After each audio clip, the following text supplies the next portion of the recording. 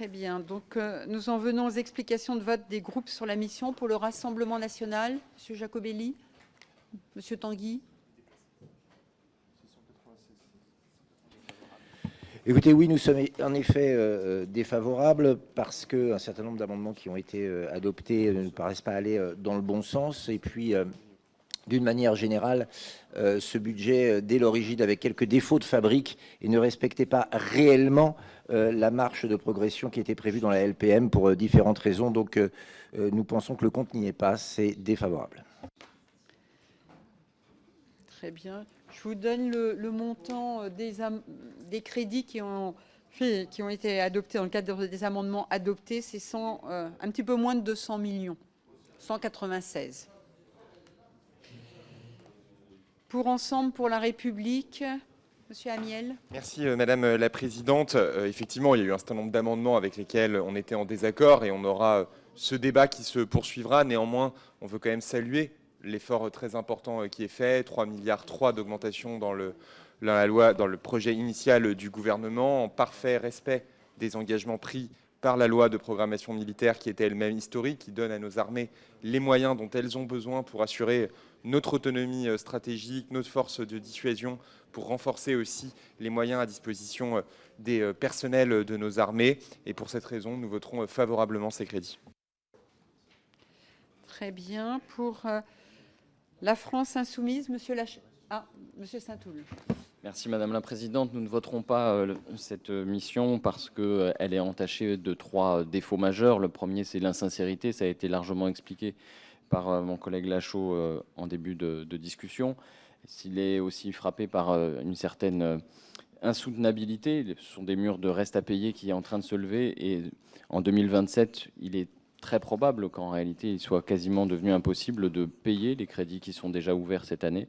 Et puis parce qu'il est marqué par une certaine naïveté en matière de coopération, en particulier les coopérations franco-allemandes, le SCAF et le MGCS, qui sont en train de menacer gravement la BITD française. Et nous ne voulons pas souscrire à un tel projet.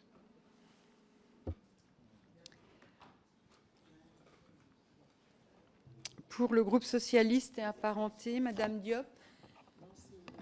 C'est Madame Thibault qui répond et qui indique que le vote sera favorable. Pour la droite républicaine, Monsieur Ray. Oui, donc au nom du groupe de la droite républicaine, effectivement, ce budget s'inscrivait dans la démarche de la loi de programmation avec un effort budgétaire significatif malgré le contexte très dégradé de nos finances publiques, dans un contexte aussi géopolitique très incertain et aussi en tenant compte du fait qu'on a un outil de défense encore fragile et échantillonnaire. Malgré les mouvements votés dans le cadre des différents amendements, il est important de donner un signal fort et nous voterons pour les crédits de cette mission. Pour le groupe écologiste et social, Madame Simonet, Monsieur Benchek.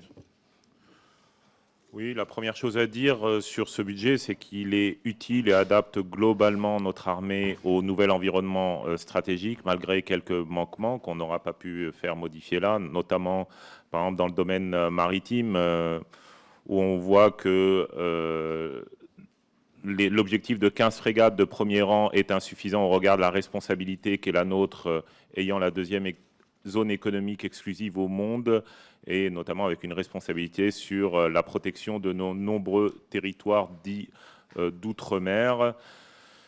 Et enfin, comme on l'avait vu déjà, comme on l'avait regretté au moment de la loi de programmation militaire, ce projet de loi de finances ne porte pas de véritable priorisation stratégique pour rationaliser l'emploi de nos forces armées. Mais bon, vous l'aurez compris, le groupe écologiste et social votera quand même pour ce budget dont les imperfections ne font pas oublier l'essentiel, une adaptation budgétaire réelle de notre armée à un contexte international plus que dégradé. Merci.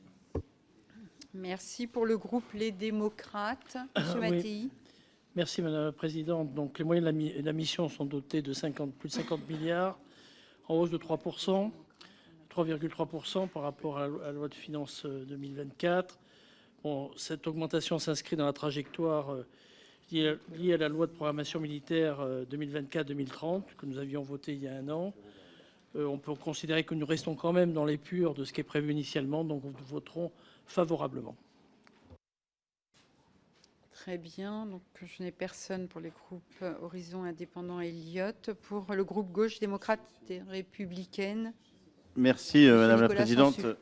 Eu égard aux orientations de ce budget, qui reprend évidemment les orientations de la loi de programmation militaire sur laquelle nous étions prononcés contre, et eu égard aussi au fait que nous restons scotchés dans la projection, dans une armée de projection et une armée assise sur la dissuasion nucléaire, nous voterons contre. Pour le groupe Union des droites pour la République, Monsieur Géraud Verny.